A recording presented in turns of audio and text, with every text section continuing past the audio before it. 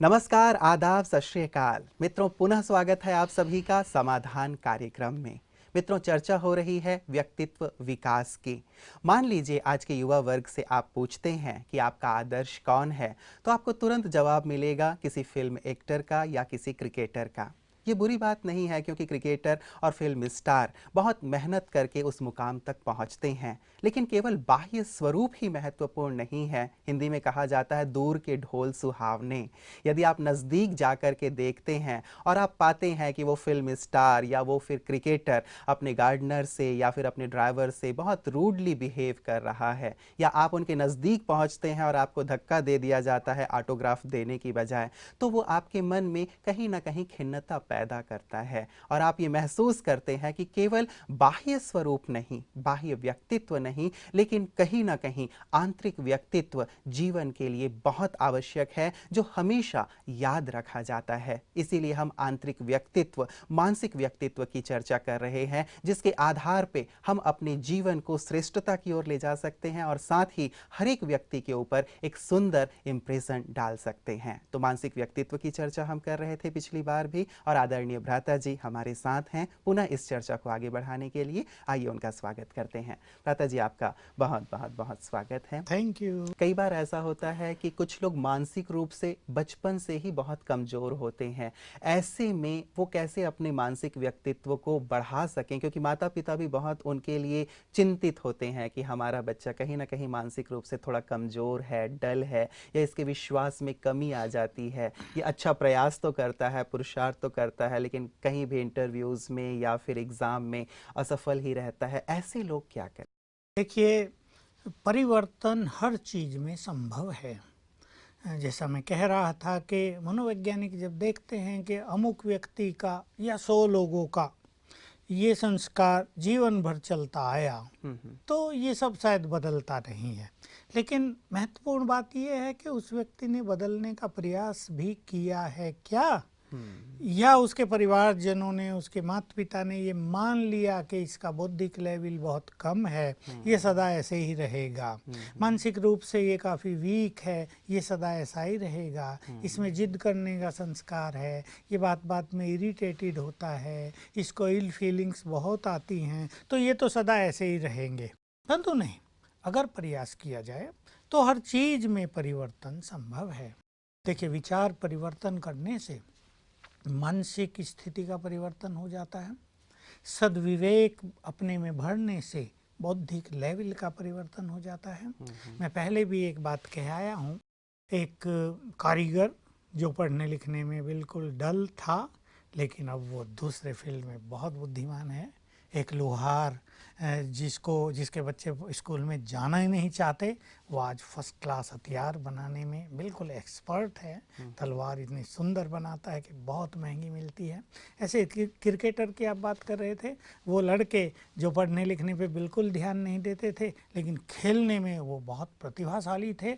उस तरफ जब उनको अवसर मिला और उन्होंने उस विकास पे ध्यान दिया, तो वो उस फील्ड में बहुत आगे निकल गए। तो एक तो मैं बात ये कहूँगा, हर चीज़ में परिवर्तन संभव है, बस शर्त ये है कि वो व्यक्ति सच्चे दिल से परिवर्तन करना चाहता हो। बुद्धि के बहुत सारे लेवल हैं। देखिए, बचपन से बुद्धि सभी के पास बहुत अच्छी होती है, उसका विकास किस तरफ किया जा रहा है, या उसको डल का डल ही बना रखा जा रहा है, इस पे बहुत कुछ निर्भर करता है। भ्राता जी, कई बार ऐसा होता है कि माता पिता अपनी तरफ से पूरी कोशिश करते तो हैं, लेकिन फिर भी वो ज्यों की त्यों स्थिति बनी रहती बस है। इसमें यही है कि दूसरों के प्रयास से कहीं ज़्यादा महत्वपूर्ण है अपना प्रयास, अपनी इच्छा। हमने कई बच्चे देखे बचपन से पढ़ने लिखने में काफ़ी डल थे। मेरे पास कई ऐसे उदाहरण हैं।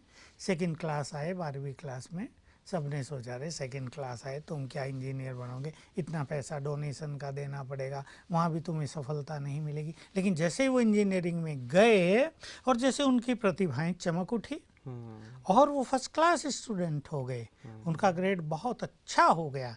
तो मैं अनेक अनुभवों से ये देख चुका, बौद्धिक लेवल में भी परिवर्तन आता है, मानसिक स्तर भी बदला जा सकता है। मनुष्य में जो कई दुर्गुण होते हैं, जैसे मैंने कहा, कई बच्चे शुरू से ही निराशावादी, कुछ करने की उमंग ही नहीं, बिल्कुल सुस्त महादेव। ऐसे बच्चों में भी अगर उन्हें सिखाया जाए, लेकिन ट्रेनर अच्छे हों, अच्छी चीज़ सिखाई जाए और उनमें इच्छा हो, तो वो उस चीज़ से ज़रूर निकल जाते हैं। माता पिता भी परेशान होकर के बच्चों को फिर जैसे एक नेगेटिव कमेंट्स उनके लिए देने लगते हैं कि ये तो है ही बुद्धू, या ये तो है ही मूर्ख, ये आगे नहीं बढ़ सकता। तो ये भी कहीं ना कहीं वो बेचारा है उस लेवल का ही, और जब इस प्रकार के कमेंट्स माता पिता भले परेशान होकर के देते हैं, तो ये भी बहुत ज़्यादा गहरा प्रभाव डालता है बिल्कुल, बच्चे। विशेषकर बच्चों पर, क्योंकि बच्चों में सबकॉन्शियस माइंड बहुत एक्टिव रहता है एक सर्टेन एज तक। जी। तो उनको बार बार जो कुछ कहा जाएगा उसका इफ़ेक्ट उन पर बहुत गहरा होगा। इसलिए बहुत बच्चों को मैं सिखाता हूँ, उनके माँ बाप को सिखाता हूँ कि जब तुम सवेरे अपने बच्चों को उठाओ, बच्चा 4 साल का है, 5 साल का, तो उन्हें ये बुलवाओ मुख से, मैं बुद्धिमान हूँ।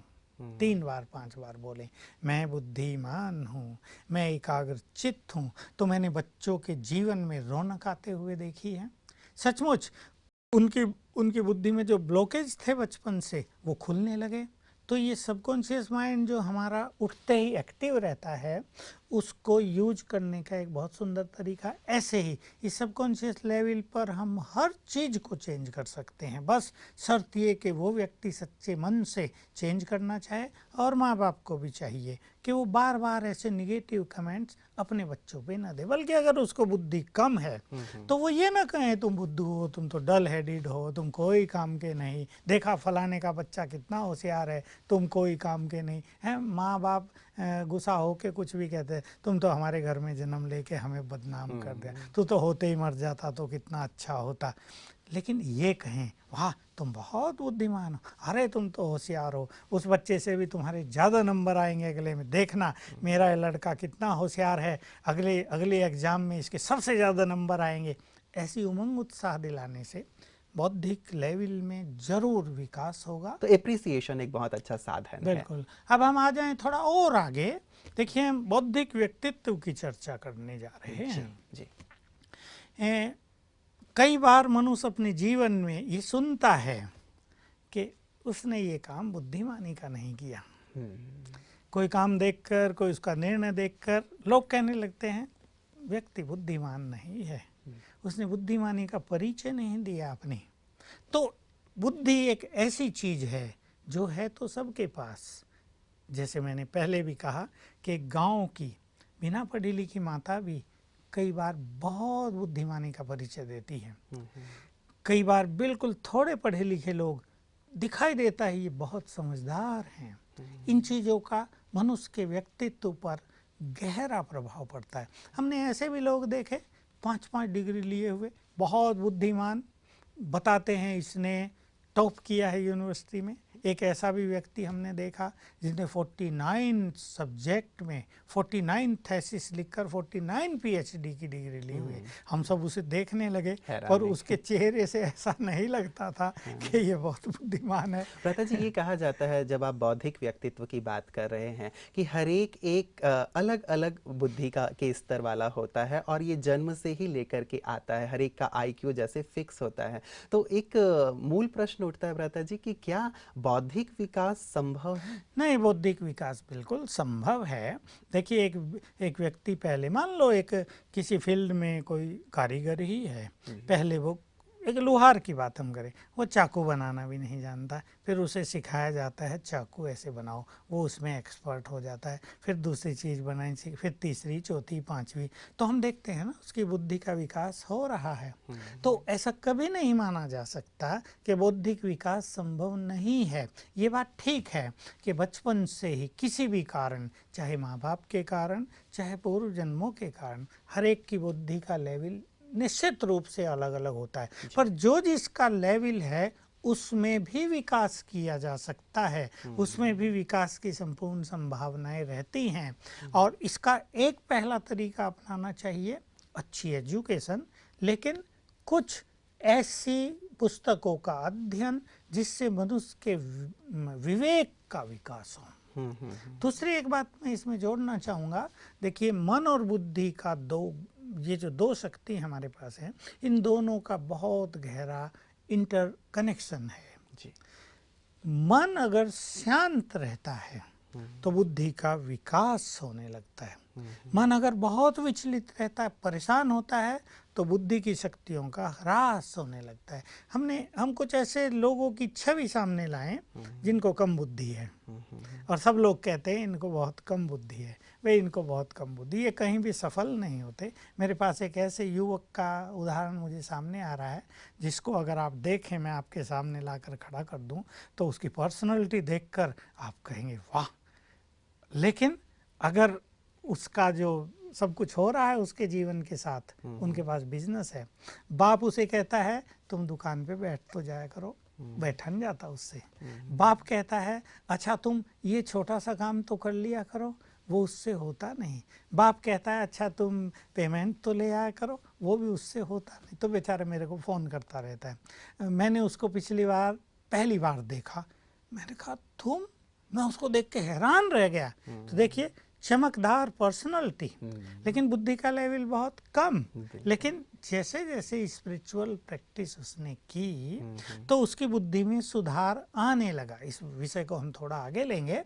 तो बौद्धिक विकास का आधार बिल्कुल स्पिरिचुअलिटी है। कुछ ऐसी प्रैक्टिसेज हैं जिसमें बुद्धि में चमक लाई जा सकती है। बिल्कुल, मुझे याद आ रहा है भ्राता जी कि अल्बर्ट आइंस्टीन बचपन में बहुत ही कमज़ोर विद्यार्थी थे और गणित में भी बहुत पुअर थे। इवन उनके जितने भी दोस्त थे, कई बार उनके पीठ के पीछे लिख दिया करते थे बुद्धू करके, और उनके टीचर तो ये कहा करते थे कि अगले 7 जन्म तक भी तुम गणित ठीक से नहीं कर पाओगे। लेकिन उन्होंने ऐसा चमत्कार करके दिखाया कि भौतिक शास्त्र के क्षेत्र में आज सभी उनको आदर्श मानते हैं। इतनी बड़ी खोज उन्होंने की है, तो निश्चित रूप से ये बात समझ में आती है कि बौद्धिक विकास संभव है। देखिए, इसमें मैं थोड़ा सा जोड़ दूं, यद्यपि मनुष्य के ब्रेन की जो गति है, इसकी जो नॉलेज है, इसके पीछे जो फिलोसफी है, अति गहरी है। और हम सुनते हैं कि सारे संसार की मेडिकल साइंस ब्रेन के बारे में केवल 10% ही जान सकी है। पर हम कहीं कहीं देखते हैं, जैसे देखिए साईं बाबा के बारे में मैंने पढ़ा कि वो लेटे हुए थे, तो वो उनका तकिया था एक ईंट। तो जब उठते थे, ईंट को ऊपर कुछ होगी जगह वहाँ रख देते थे। एक दिन वो ऐसे ही लेटे थे, वो ईंट उनके सिर पर गिर गई, और ईंट का सिर पर गिरना और उनका दिव्य विवेक खुल जाना। बहुतों के बारे में मैंने सुना इनकी 6th सेंस काम कर रही है, इनकी 3rd आई खुल गई है। पहले बिल्कुल कुछ नहीं था उनके पास। तो एक समय का भी महत्व बहुत ज़्यादा है। किसी विशेष समय पर ब्रेन का कोई ब्लॉकेज खुल जाए और कोई विशेष शक्ति उसमें काम करने लगे। जैसे आपने देखा हमारे यहाँ रानी बहन जो ट्रक खींचती अपने बालों से, जिसने रेलवे इंजन भी खींचा, और जिसको अब लंदन से इनविटेशन आया है बड़ा एरोप्लेन खींचने के लिए, गिनीज बुक में भी उन्होंने अपना नाम दर्ज कराया है। बहुत वंडरफुल चीज़ है। लोग उनसे पूछते हैं कि कहाँ से तुम्हें शक्ति आई है। अगर ये कहें राजयोग से आई तो सबके पास आ जाती, सभी तो राजयोगी अच्छे अच्छे भी हैं। देखिए, बुद्धि में अनेक तरह की डिविनिटी, अनेक तरह की पावर्स समाहित हैं। कब कौन सी पावर जागृत हो जाए, ये किसी को इसका कोई अंदाज नहीं होता है। तो उनके अंदर भी वो विशेष पावर जागृत हो गई, तो वो पावर बड़े बड़े काम करने लगी। सब जान सकते हैं कि एक ट्रक को शारीरिक बल से तो नहीं खींचा जा सकता, बालों के बल से तो नहीं खींचा जा सकता, वो निश्चित रूप से मानसिक बल और बौद्धिक बल ही है।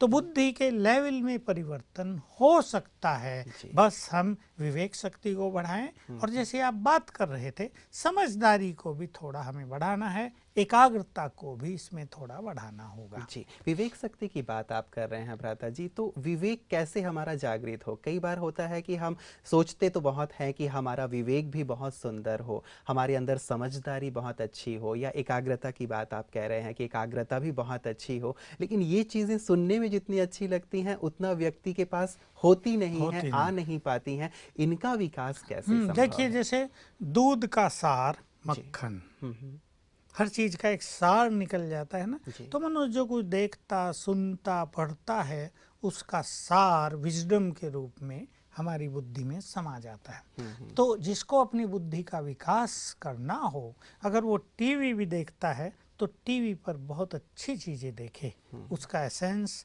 विवेक के रूप में उसमें समाता रहेगा।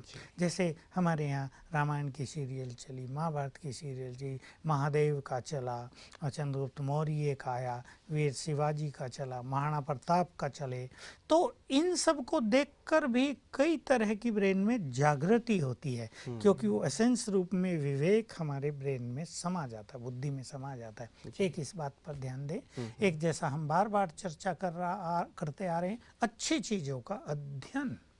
अगर बुरे साहित्य का हम अध्ययन कर रहे हैं तो दुर्विवेक, एक बुरा विवेक हमारे बुद्धि में समाता जाता है, जो आज नहीं तो कल, कुछ वर्षों के बाद ब्रेन के किसी हिस्से को ब्लॉक करता है और मनुष्य किसी विशेष फील्ड में अपने को कम बुद्धि वाला महसूस मतलब करता हम है। जो भी चीज देख रहे हैं, जो भी चीजें सुन रहे हैं, उनमें से अच्छी चीजों को हम ग्रहण करें, बुरी चीज को ना तो देखें और ना सुने, और यदि देख और सुन भी लिया तो उसे ग्रहण ना करें अपनी बुद्धि में, ताकि वो गंदी ना हो और साथ ही उसकी एकाग्रता बनी रहे, उसमें सुंदर विवेक भरता देखिए, चले। एकाग्रता तो बहुत बड़ा सब्जेक्ट है जी। स्पिरिचुअलिटी में। हम इस सब्जेक्ट को थोड़ा सा लेंगे, क्योंकि जिसकी एकाग्रता एक बार भंग हो जाती है संसार में, विद्यार्थियों में, उनको ये समझ में नहीं आता वो करें क्या। भाई टीचर भी कहेगा एकाग्र होके पढ़ो, ध्यान से सुनो, और उनका ध्यान लगता नहीं है,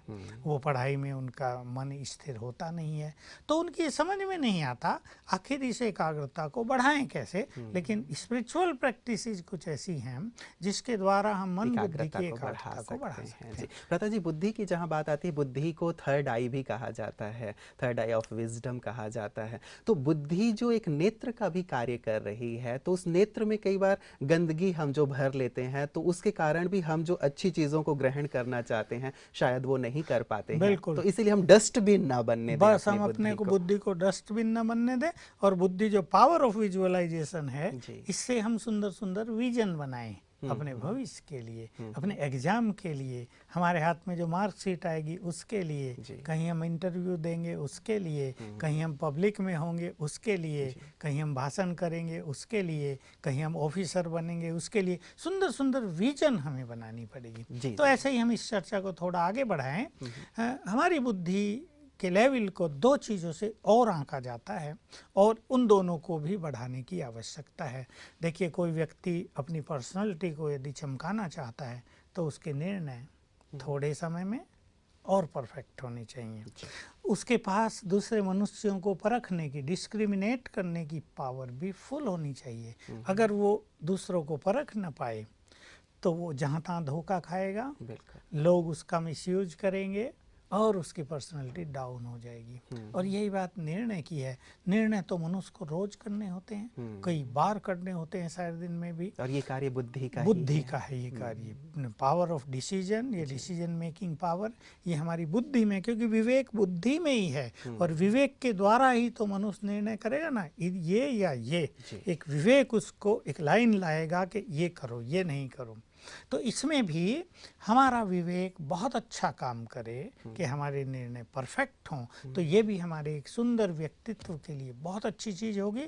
लेकिन बात वही है, हमें अपने जीवन में इम्पोर्टेंट निर्णय जब लेने हों तो हम तब न लें जब हम टेंशन में हों, हम तब न लें जब हमें क्रोध आ रहा हो, हम तब न लें जब हमारा मन बहुत विचलित हो। कई बार ऐसा होता है, पत्र आया, खराब पत्र आया, और उसको पढ़कर हमें गुस्सा आया, तुरंत उत्तर लिखा और सारा खेल बिगड़ गया।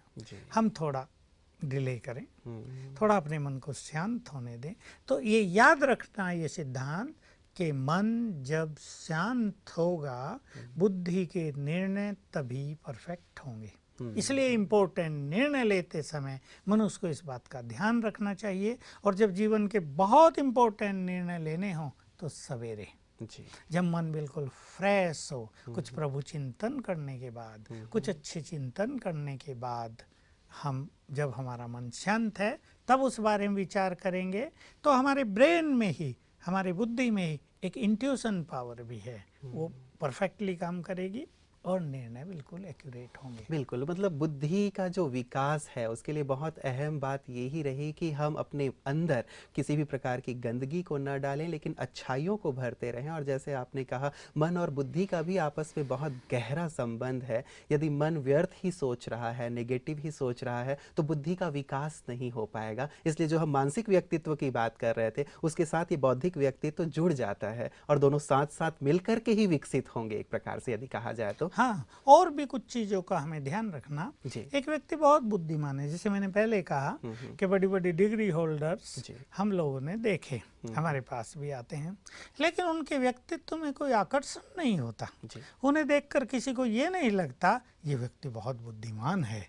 उनके निर्णय से, उनकी बातचीत से तो लोग ऐसा समझते हैं। आजकल का ज़माना है ना, कुछ ले दे के भी डिग्री मिल जाती है, तो शायद ऐसा कुछ कर लिया होगा। जी। तो एक बौद्धिक चमक हमारे चेहरे से भी परिलक्षित हो, हमारा फेस रिफ्लेक्ट करे हमारी बुद्धिमानी को, तो हमारी बुद्धिमानी के साथ धैर्य, और बुद्धिमान हमें तो इसका ईगो नहीं। जी। अगर एक व्यक्ति है तो बहुत बुद्धिमान, लेकिन वो अपने को बहुत बुद्धिमान समझता है, मतलब उसमें ईगो है कि मेरे जैसा बुद्धिमान कोई नहीं है, मेरे जैसा डिग्री होल्डर, मेरे जैसा हाईली एजुकेटेड कोई नहीं ये है। बहुत अच्छी बात आपने उठाई है भ्राता जी। सुकरात जी ने भी कहा था कि बुद्धिमान कभी भी अपने आप को बुद्धिमान नहीं मानता, और यही उसकी बुद्धिमानी होती है। और सचमुच यदि ईगो है, अहंकार है, तो भले कितना भी बुद्धिमान हो, लोग उसके पास नहीं फटकेंगे और उसको अपनी बुद्धिमानी का जो लाभ मिलना चाहिए वो लाभ नहीं मिल बिल्कुल। पाएगा। अभी एक जगह हम गए तो एक ही व्यक्ति के 2 चित्र छपे हुए थे, एक ही व्यक्ति के। एक था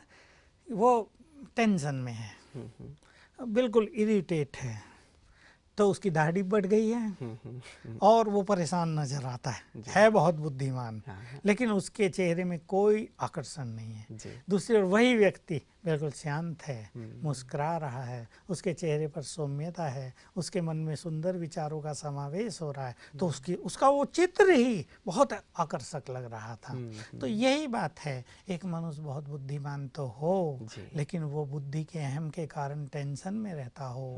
जैसा मैं तो सदैव ये देखता हूँ कि जितने अधिक बुद्धिमान लोग हैं उतने ही ज़्यादा परेशान रहते हैं। वो अपनी बुद्धि का मिसयूज ज़्यादा करते हैं, हर चीज़ का एनालिसिस करने में, हर चीज़ का निगेटिव पहलू देखने में, किसी के अवगुण देख रहे हैं, किसी के बारे में बहुत ज़्यादा चिंतन कर रहे हैं। अपने बारे में समय नहीं होता, दूसरों के चिंतन करने के लिए उनके पास बहुत समय होता है। तो अपनी बुद्धि को भी एक सही दिशा देना कि इस बुद्धि के माध्यम से क्या करना है, क्या कराना है, ये भी जानना बहुत आवश्यक है, क्योंकि बुद्धि के माध्यम से ही हम समाधान भी तो करते हैं भ्राता जी। और हम चाहें तो परिस्थितियों को बहुत ज़्यादा उलझा दें मकड़ी के जाल की तरह, और चाहें तो हम उसे सुलझा भी दें। तो हम बहुत ज़्यादा ना सोच करके बिल्कुल टू दी पॉइंट यदि हम उस पर सोचते हैं जितना आवश्यक है, तो हम अपनी मन की शक्तियों को भी बचा पाएंगे और साथ ही सच्चे समाधान तक भी पहुंच पाएंगे। एक बुद्धिमान व्यक्ति दूसरे के हर कार्य में नुक्स निकालेगा, लोग कहेंगे बड़ा बुद्धिमान है, हर काम में इसे कमियां दिखाई दे देती हैं,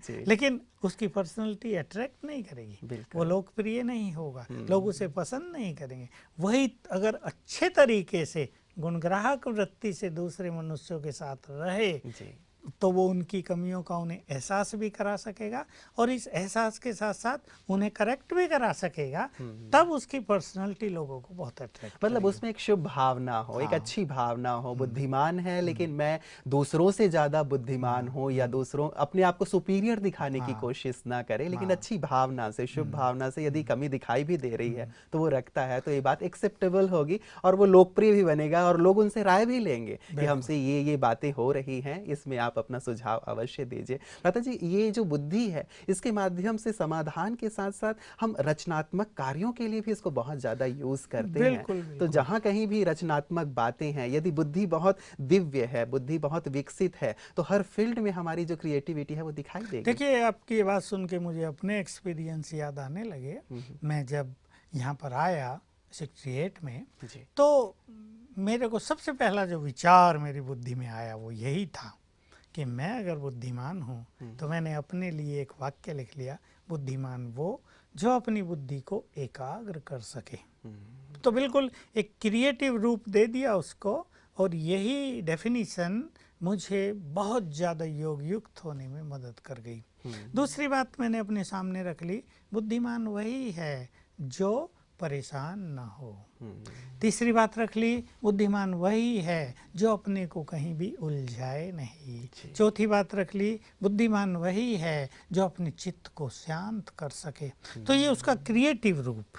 तो बुद्धि को अगर हम एक रचनात्मक रूप दे देते हैं तो उसका हम सदुपयोग करना सीख लेते हैं, तो ये बुद्धि हमें बहुत डिवाइन बना देगी, बहुत महान बनाएगी, और तब हमारी पर्सनालिटी दो चार को नहीं, सारे संसार को अट्रैक्ट करने वाली हो। बिल्कुल। तो बौद्धिक व्यक्तित्व भी बहुत बहुत बहुत आवश्यक है। इसके लिए बहुत ज़रूरी बात ये हो गई कि हम अपने विवेक पे बहुत सुंदर बातों को ग्रहण करें, धारण करें। इससे हमारी एकाग्रता भी बहुत अच्छी होगी और साथ ही बुद्धि का अभिमान भी ना हो। यदि हमारी बुद्धि बहुत अच्छी है तो, और यदि बुद्धि कम है तो ये बात भी ज़रूर हम ध्यान में रखें कि इसे विकसित किया जा सकता है। भ्राता जी, आपने बौद्धिक व्यक्तित्व के लिए जो इतनी सुंदर और अहम जानकारी दी, उसके लिए आपका बहुत बहुत धन्यवाद। मित्रों, बौद्धिक व्यक्तित्व किसी भी मनुष्य के विकास के लिए बहुत बहुत बहुत आवश्यक है।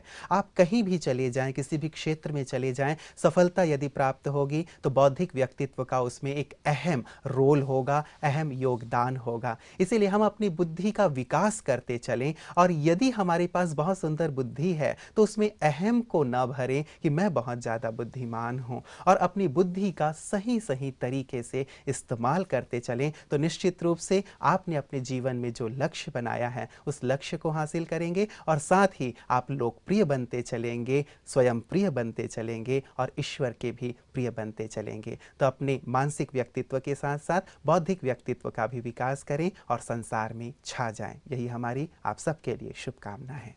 नमस्कार।